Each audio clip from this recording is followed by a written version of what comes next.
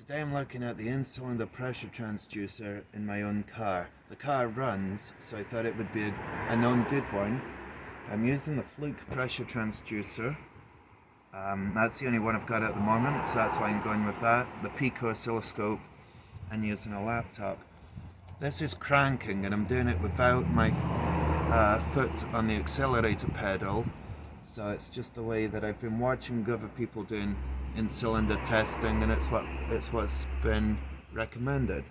So I thought, well, I know this car works, so if I look at the screen catcher here, I'm going to click on this magnifying glass up there in the corner because I want to zoom in on a couple of these. This is the second page of it. I've got another page before this of these waveforms, and I wanted to check that they're all about the same height, the same things going on. So now what we can do is go over a couple of these like that. You've seen it before, but I'll just do it again. I'm going to try and move this one out of the way. Right, this isn't what I was expecting. So here we've got a vacuum, which you get anyway. So the piston will go up and maybe some gases get squeezed out. Some of the gases, as the piston comes up, are going to get squeezed out of areas, past the rings, maybe past the valve seats, stuff like that. Under the pressure, it's easy for some gases to escape under that sort of pressure. As the piston comes down though, there's less gases, so that's why we've got less on this side. That's going below the zero compared to that side, that's why we've got that. But here, halfway in the middle, I didn't expect to see that. That's like the piston is coming back down again and creating another vacuum for the same reason, and that'll be where the inlet valve's opening a little bit late. So what I'm going to do is put on some rulers. Actually, I've just downloaded the waveform overlay and I'm not using it because I forgot that I've just downloaded it. So we've got 4 of these. So there, we'll bring these over.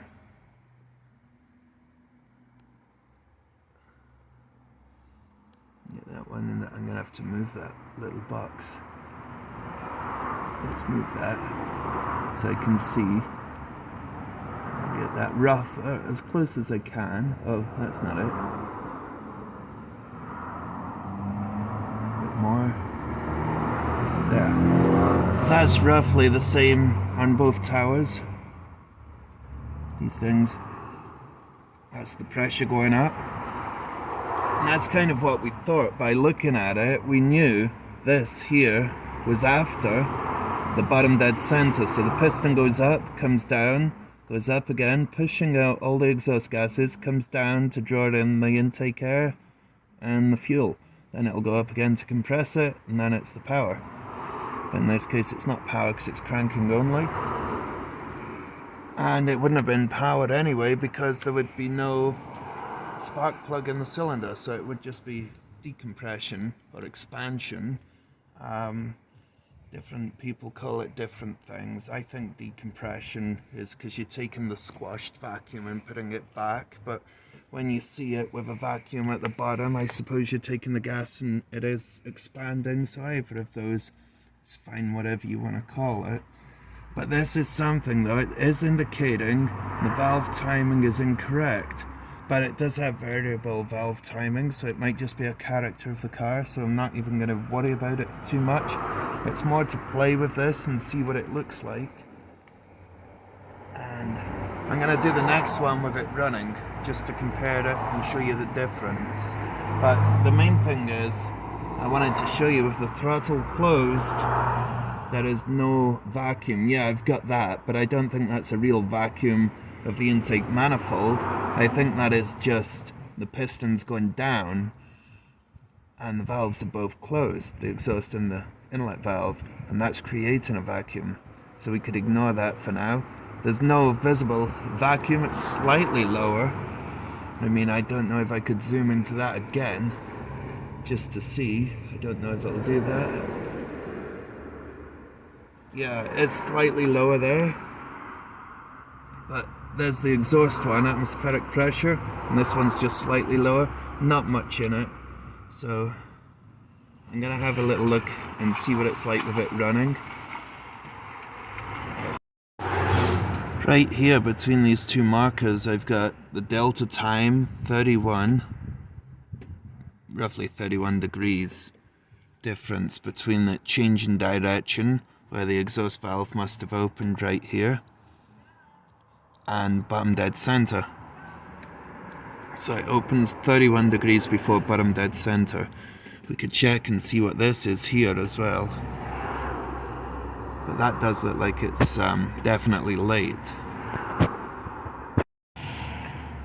Here, bottom dead center, to here where it changes direction to go up where the intake valve opens.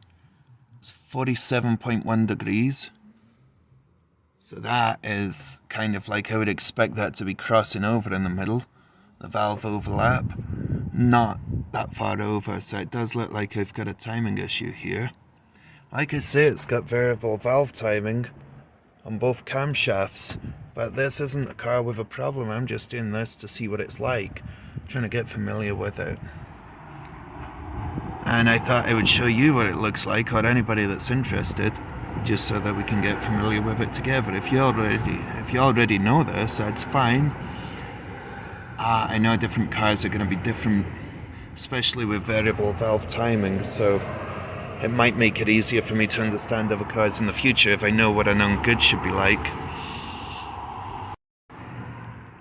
I think this is where it's definitely changing direction there to go up, so that must be where the valve is at least closed. And we can see here I'm at bottom dead center and it's starting to come up, so I've got the measurements there, 72 degrees between the two of them. So again, that's indicating that it's a little too far over to the right, so it's a little bit delayed really. The cam is behind the crank. If you think of those two as the crank and the middle bit's the cam, if you think of it like that, the intake cam is lagging behind a bit. This exhaust one seems to be fine where it is. So now I'm going to start the car. I've got some extensions from Handtech. So I've got these extensions in. These are Handtech, didn't cost too much money, one for each of these. And I've got a spare one here that I'm going to put a spark jumper on so that I can, I've got somewhere for the spark to go. And I can also check where it is with a clamp. Can put that on there. Have another channel on the scope and I'm going to be able to see where it's firing, just out of interest. I don't need that for what I'm doing. I was more interested in the waveforms. So I can connect this up. It even comes with jumpers to put from the coil to the cylinder head or somewhere else. I'll show you what I mean. Everything gets tangled up. So that one, I can use that. This Sealy set here, compression tester, it fits exact onto the fluke pressure transducer. If you are going to use one, just screw straight into there. So it does look like I may have a problem, but that just might be how it is. Variable valve timing, I don't know. I'm going to start the car and see what that looks like. I'm just looking at the top. I'm in kPa here, by the way, not PSI. Gives you a better waveform on this. So I'm at kPa, so that's right about 800 kPa. So we could check that here. Bring that right down to the top. Yeah, 833 millivolts. So each one of those millivolts is a kPa. So obviously 1,000 of those would be 1 bar, or 10 bar. So it's, yeah, you take 2 digits off it. So it'd be 10 bar if it was 1,000. So what about 8.3 bars of pressure there? Now I'm going to start it and see what the difference is. That's the car running. I've got a spark going on in here. It doesn't look like it's sparking on here, but it is. I'm using the pickup so that I can see where it's firing. I'm going to stop this and switch the engine off.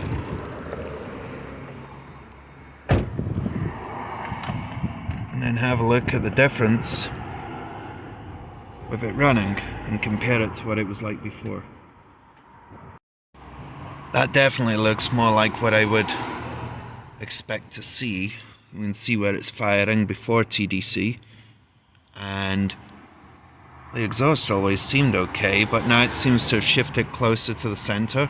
I'm going to put the rulers back up and see if it's more in line now.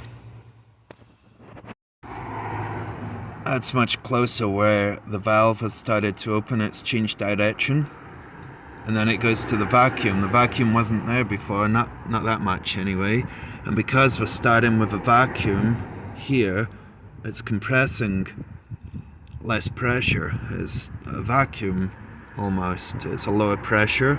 So that's why we end up with a lower reading here. So that 333, it's maybe a bit higher. 433 millivolts. So it's probably around, in fact I could tell you what it is. I'll bring this down just to the top, somewhere around there. Yeah, 440. So that would be 4.4 bar. If you take the last two digits off, it changes it to bar, so 440 would be 4.4. 4.4 bar is not a lot. You know, like 2 bar, it's like a tire pressure or something like that, so it's twice the tire pressure. It's not a lot of pressure anyway. But what I'm seeing now is there's more vacuum, and because of that, it's not going as high as it was before. In the pressure, the towers aren't going as high. But this has changed. I don't know whether that's a character of now the car's starting, it's using oil pressure maybe to change something. Maybe that wouldn't work without oil pressure. It seems fine now, and we can even go into this side and I'll see where it's started to go up, compare that to before. But this one, it's right where I'd want it, so I don't really need to measure that at the moment. It's right about there. It is still slightly to the right of the center, but I'll maybe measure them both just to give you an idea what everything is. This one's shifted as well, actually, I think. Maybe looking at that, I'll measure them and see what they are. So 31, nearly 32 degrees, call it 32 degrees. Might be a bit of discrepancy in where I've put the markers. So that's when the valve starts to open and the pressure changes again. So I think that's about the same, so I'll check what the middle one is. So that's where the exhaust valve's opened. 32 degrees roughly before bottom dead center. Now I've moved the two rulers or markers over to the center. So I've got one on the bottom dead center and one where this hump changes direction, and the way this starts to go up here, it's almost like the exhaust valve may have closed slightly early and the pressure's going up because the piston was still going up, and the pressure's slightly gone up. And here you can see where it changes direction. Now we're only 3 degrees after bottom dead center. So we're going to see how far this has changed over here. Now looking at where the intake closes, and looking at that, the marker from bottom dead center to where it starts to curl up, we've got 55 degrees. So I'm sure I've heard people saying 30 to 60 or 30 to 50 for going past it this way, and the same for going past or before it this way. 30 to 50 or 30 to 60. So that's good. It just shows you the difference from cranking to a running compression, which is the main thing that I wanted to see. So I think I'm going to get a lot more information if the thing runs to do a running one than a cranking, because I'm not seeing the vacuum here. I saw a tiny one before, a tiny vacuum. That might be all that I should expect to see though.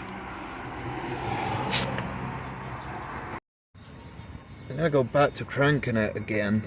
This time I'm going to do some cranking. I'll just get rid of those rulers first. I don't need them now. Get rid of all that. This time I thought I'll just see what happens with the difference between accelerator on, or, you know, accelerator held down or accelerator off. And what I'll do the first bit now, after that bike's gone. Right, there's the cranking. Now I'm going to press the accelerator. Don't really see any difference at all, do we? Or do we? Do the towers change? I'll let go of the key then. I'll do it again. Okay, now press the accelerator. Yeah, the pressure goes up. That's it. Let's go back a page. See here? No accelerator held down, and then when I held it down, pretty much the same. But let's have a look here at these levels here. So we go down to the no accelerator. I'm gonna have to turn the radio off because I'm not supposed to be playing music. 1 second. Right. This is cranking, back to cranking. This bit here is no accelerator being pressed, and I'm at 834 millivolts. So that's 8.3 bar. And then if I raise it to this bit here, let's see what the difference is. A bit higher, a bit there. 9 bar. So there's a slight difference. I don't know if it's fully opening the throttle. It's electronic, I don't know. We could even check down at the vacuum. You see that characteristic bit at the front has come back, so the valve timing's changed again. I'm not even going to measure it this time, we've already done it. This was just to see differences in something. I should really zoom in to see this. Such a slight amount there. 1 second. Let's zoom in for that because it's going to be too hard to see it otherwise. There. Right. So now I can bring that up to the vacuum, to this one, the dip, minus 33 millivolts, and this bit here, I think that's slightly lower, if anything, where the piston was coming down and both valves were closed. So I think that's definitely come down a bit. Let's see, that's about there, minus 41, so it's definitely that. That'll be the valve timing, variable valve timing. And the next thing we need to look at is these two things here. So I'll try and zoom in on that. There. And see what the difference in the exhaust pressure is. There. See you later, mate. Cheers. That's 6 millivolts on that one, and we can see it is lower here, but I wouldn't have seen that if I didn't zoom in. Very slightly. And that's minus 3. So we've got plus 6 to minus 3. So the point of this was so that I get to know what's happening with a car with variable valve timing, a known good. Both on the inlet and the exhaust have variable valve timing, and the waveform cranking compared to running is totally different, so I'm glad I did this test. I have got a book from Brandon Steckler, and I've watched a lot of his videos and other people that have done videos that are just as good, and I'm starting to get used to it, but I thought I'd go to a car that I know that works okay, with no faults that I'm aware of, and see what this looks like. And the difference in the cranking, I would have thought there may have been a fault there. Now I know to ignore that.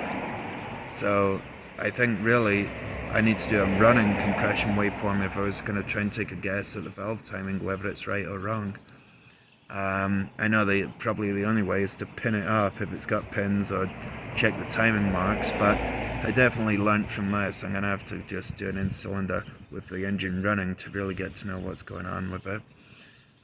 Hopefully this is helpful to somebody. It's not a diagnostic, it was just something I thought I was learning as I go, or experimenting or playing around, and I thought I'd just let you see it as well in case you're wanting to use a scope and you've got the same thing that it looks like there's a problem with a car when it's not. It's running totally fine.